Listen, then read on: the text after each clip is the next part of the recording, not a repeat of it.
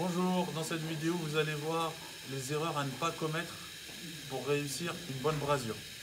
Donc ça commence par quoi? Par le réglage du chalumeau. Il faut déjà une bonne flamme. Une flamme qui ne sera pas suffisamment forte ne sera pas bonne pour réaliser une bonne brasure. Alors, par exemple, une flamme qui est trop douce, qui n'est pas suffisamment forte, d'accord? Vous allez mettre trop longtemps pour réaliser la brasure. Une des erreurs pour des débutants, c'est de mettre une flamme très forte. Et alors là, la chaleur va être très difficile à contrôler. Un professionnel peut braser avec une flamme comme cela, un débutant plus difficilement. D'accord? Donc je recommande qu'on mette une flamme un peu moins forte lorsque vous commencez. Voilà. Une flamme comme ça, c'est correct pour débuter la brasure. D'accord? Donc la première des erreurs, c'est de faire une flamme qui n'est pas suffisamment correcte, soit trop forte, soit pas assez forte. Ensuite, la deuxième erreur que les débutants font lorsqu'ils réalisent une brasure, c'est qu'ils ne chauffent pas suffisamment le tube. D'accord? Le tube, si on veut réaliser une brasure, pour réaliser un bon mouillage, pour que la brasure cuivre accroche bien sur le tube, il faut que le tube soit suffisamment chaud. Donc là, je viens de chauffer, là, depuis 10-15 secondes. Et donc, on va vouloir poser la brasure alors que le tube n'est pas suffisamment chaud. Donc, ça va faire des boules. Hein, regardez par ici.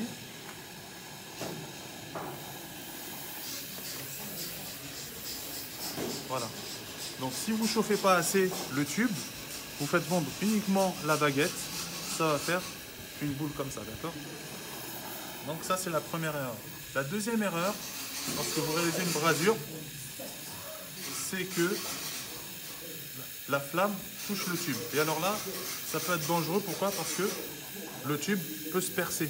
D'accord? Donc on maintient toujours une bonne distance avec le tube, c'est-à-dire entre le tube et la flamme. D'accord? L'autre erreur, c'est de chauffer beaucoup trop. Vous voyez là, c'est trop rouge. Ce qui fait que dès qu'on pose, toute la brasure, elle continue à couler. D'accord? Donc, la bonne chose, c'est que dès qu'on pose la baguette, on enlève le chalumeau pour que la brasure se fige. D'accord? On ne reste pas à chauffer par-dessus, on ne fait que recuire et c'est complètement inutile. D'accord? On aura une brasure à la fin qui sera complètement brasée et on va utiliser beaucoup trop d'acétylène d'oxygène, beaucoup trop de baguettes, d'accord? Et c'est pas du tout utile. Une bonne brasure sur un tube, ça peut être fait en 30 à 45 secondes. C'est largement suffisant. Il n'y a pas besoin de beaucoup de tubes, il n'y a pas besoin de beaucoup de baguettes, ni besoin de beaucoup d'acétylène d'oxygène. Donc ça, c'est des erreurs. Une autre erreur qui est faite, c'est de ne pas tourner tout autour du tube. Ce qui fait qu'ensuite, il se peut très bien qu'il y ait des parties qui ne soient pas étanches. Donc il faut bien contrôler, une fois que vous avez réalisé la brasure, il faut bien contrôler que toutes les parties soient bien brasées. Comme on voit ici, là, ici, on voit que ce n'est pas brasé. Donc là, à cet endroit-là, précisément, on aura une fuite. Il faut bien faire attention à bien braser.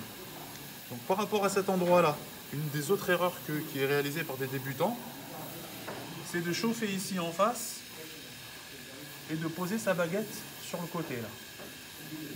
Donc ça c'est une erreur car la brasure suit la chaleur. Donc si on veut que la brasure vienne à cet endroit-là, il faut chauffer cet endroit-là. D'accord? Donc on se met vraiment en face.